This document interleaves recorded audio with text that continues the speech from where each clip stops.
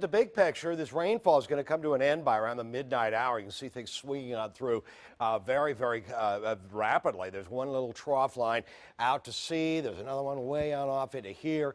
Between the two, everything will move offshore, intensify once it gets offshore. And we're going to end up with some wind, some wind. We're going to end up with a lot of wind once this rain comes to an end. And really, it'll really start to pick up in the pre-dawn hours. That's when we'll start to see 20, 30 mile an hour winds, gusting at times at the waterfront to around 45 miles an hour. So the big event is not this rainfall, it's the wind that we're going to see out of this coming up. Here's where things are at 9 o'clock in the evening, 10 mile an hour winds. Most of the rain is starting to move on off. We can still see a couple of stray showers at midnight or even later. But look at this, by 2 o'clock in the morning, 15, 25 mile an hour winds, stray shower or two. That's only the beginning, because by 7 o'clock in the morning, here's what we've got: 25 to 35 mile an hour winds, and they'll be gusting quite likely to around 45 right at the water's edge. Stray shower possible, but not real likely on Sunday morning at 7. Take it through the day: 20, 30 mile an hour winds, still gusting to around 40.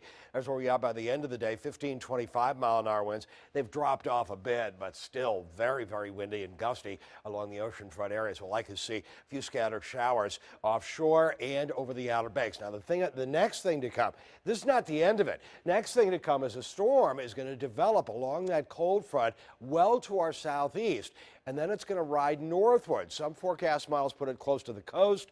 Other forecast models have a little bit farther on out to sea. Nonetheless, I think we're going to get touched by it. Certainly the Outer Banks will. As we are Sunday night at midnight, still rather windy.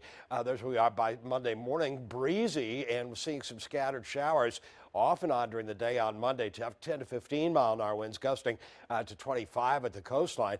There's where we are by Monday evening. Now, that's one forecast model, a medium range forecast model. We'll take you into the longer range forecast model. We're looking for any storm right on out into here, and we're seeing it move through basically overnight and well offshore. There's where things are by 7 o'clock on Tuesday morning. Once again, other forecast models have it a little bit closer and a little bit stronger too.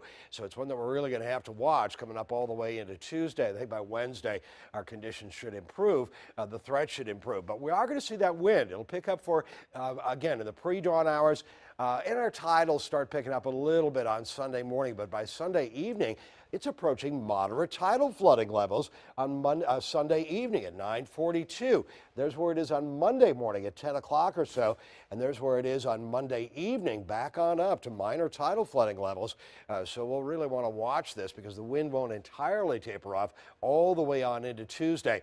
Overnight, not a rapid drop in temperature. It'll drop to about 46 and 43, but look at the wind through the day. Again, gusting very high to around 45 at the water's edge, but the temperature around 45 at noon, 47 degrees at 3 o'clock in the afternoon. Winds do drop off a little bit in the evening hours, and our skies clear off a little bit, but basically very windy. The breeze will continue into Monday, possibly into the first part of the day on Tuesday, as the rainfall does as well. It'll be around 50 on Monday and Tuesday. Cooler Wednesday and Thursday, warming back up to 49, 50 by the end of the week and into the weekend. So again, this rain is only the beginning. That'll move out, then the wind and cold air moves in.